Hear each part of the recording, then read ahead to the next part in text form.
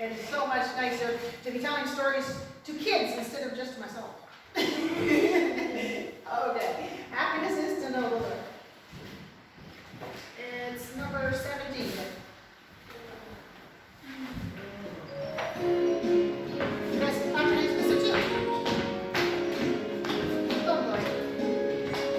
Happiness is to know the Savior living upright, within His favor, having a change in my behavior. Happiness is the Lord. Happiness is a new creation, Jesus in me.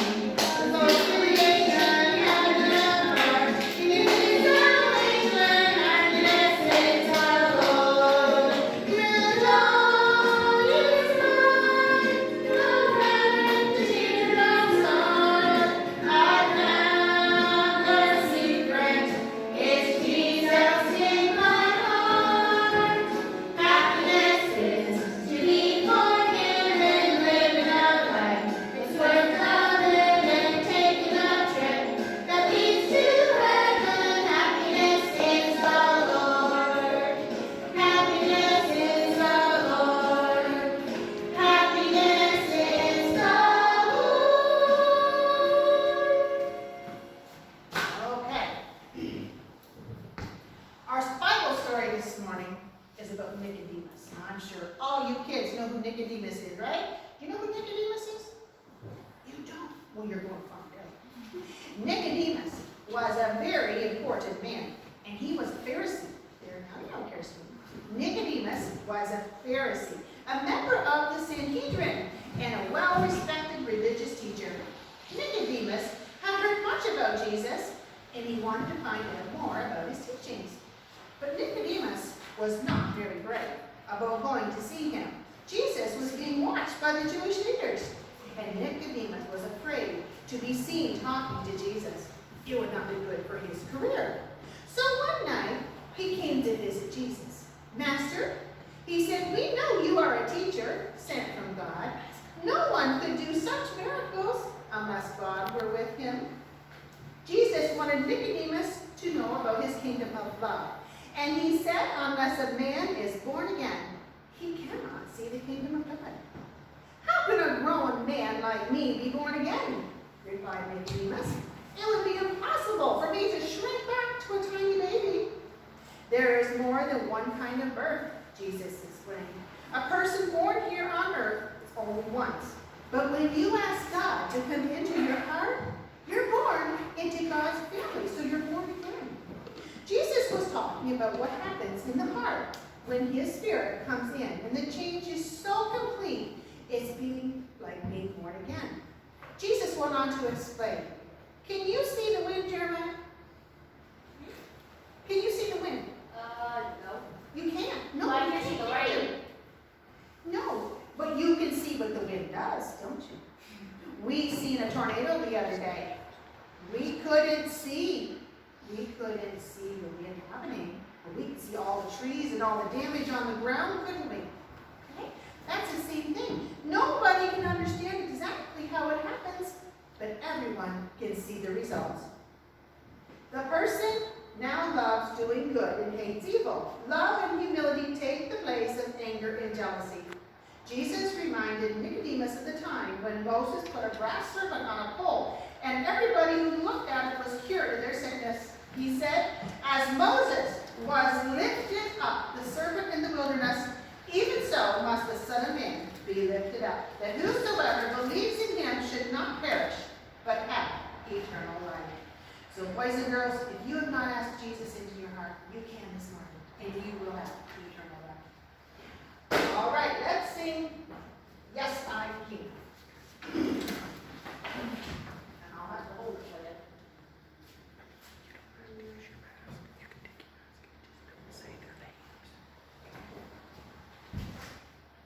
This says, yes, I can. When I do this, it's, yes, I can. Okay?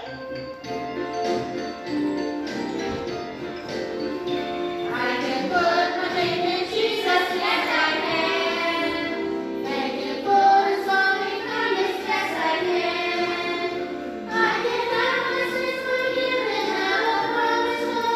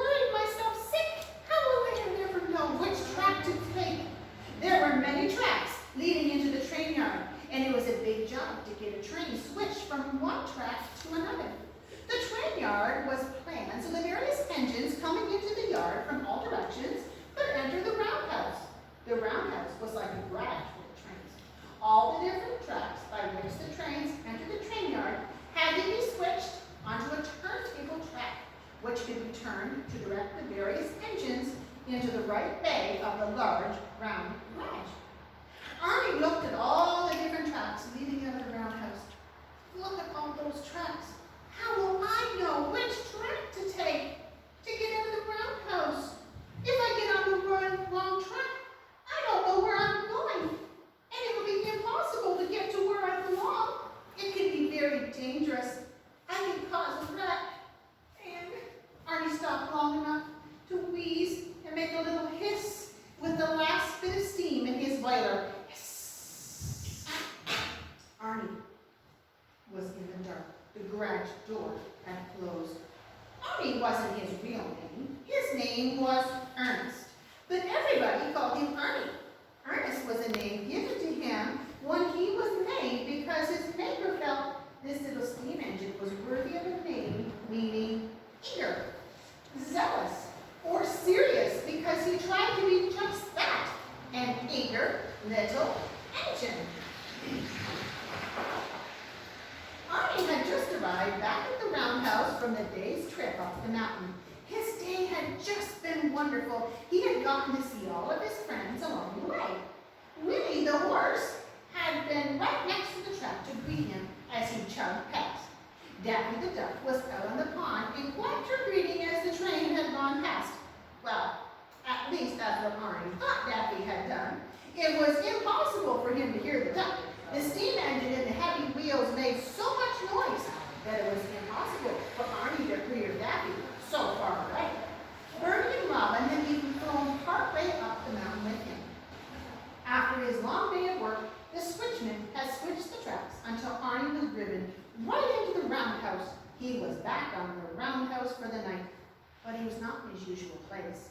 The building was familiar, but Arnie felt strange. How was he going to get on the right track in the morning? He didn't even know which track would take him up the well-known mountain. Arnie tried to look around, but it was dark, and he knew there were other engines around, but the roundhouse was quiet except for Arnie's wheeze and hiss of steam. What's the matter with you? The question echoed against the brick walls of the roundhouse, and Arnie looked around to see who had asked the question. He could only see faint shadows. Who asked that question? Arnie stammered in return. I did, came the reply from somewhere in the roundhouse. Arnie straightened his sagging countenance and tried to see where the voice came from. It was too dark. The engineer had shut his light off. I can't see you, Arnie explained. How do you know something is wrong? I just know, the big voice rumbled. I heard you sigh as you released that last bit of steam. There is something bothering you, and I would like to know what it is. I have just returned from a long, important trip. I have traveled many miles. My journey has taken me far from this roundhouse. I have not been home for a few days. I was trying to get rested up for another busy day. How is an engine supposed to rest with all that sighing and hissing going on? The large building was quiet, and Arnie whispered, I'm sorry, I didn't mean to disturb you. I didn't know that I was bothering somebody by releasing a bit of steam. I'll let you rest now. Arnie didn't say another word. He tried to settle down and close his eyes and rest. He was tired too, but before going to sleep, he whispered, if you were on a long journey, you must be an important engine. I just hauled the loads over the mountain. I'm not very important.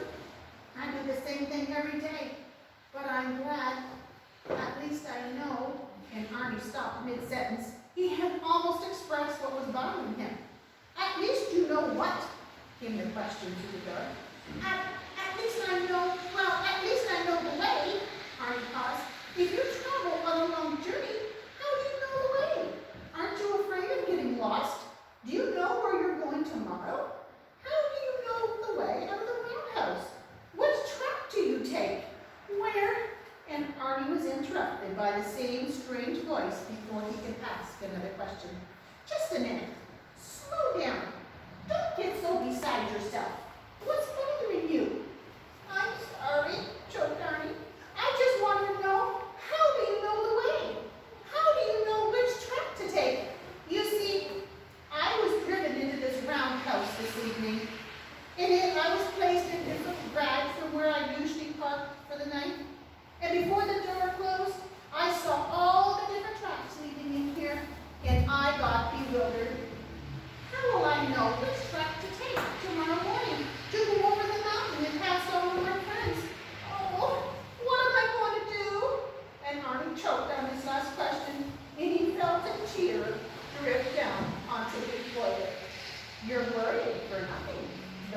comforted him. I am. Yes, you don't have to worry. Everything is under control. The big, important voice paused and cleared his whistle, and then continued. Even though I just got back from a long, exhausting journey to parts of the world to which I have never been before, I didn't have a worry. Do you know why? Arnie thought, and thought as hard as his steel body would allow him. He didn't know why the big engine didn't worry. He worried. He listened for a reason. He needed help. I have a conductor who knows the way. He has a map. He makes sure that I get on the right track. As long as the engineer is at my wheel, I don't have a worry. He'll get me on the right track in the morning. He will steer me on the correct track through the day. It's not up to me. I just go wherever he takes me. He keeps me in good repair. He has me fixed when something is wrong. I'm important to him. He can't do his work without me. Why should I worry? Arnie was feeling better. He would have blown his whistle if he had had enough steam in his boiler. I never thought of that. I have a good conductor too. If I allow him to get me on the right track, and if I follow his direction, I won't ever have to worry again about which way to go. Arnie tried to sigh. A big sigh of relief. He rested his worries, closed his eyes, and went back to sleep in peace. He knew his conductor would get him on the right track. Sometimes we may wonder which way to go. Which track is the right way? What is the real way to heaven? Our conductor, Jesus, knows the way, and he will direct us to the right track. He has given us a map. Does anybody know what the map is? The Bible. And he also gives us directions to me.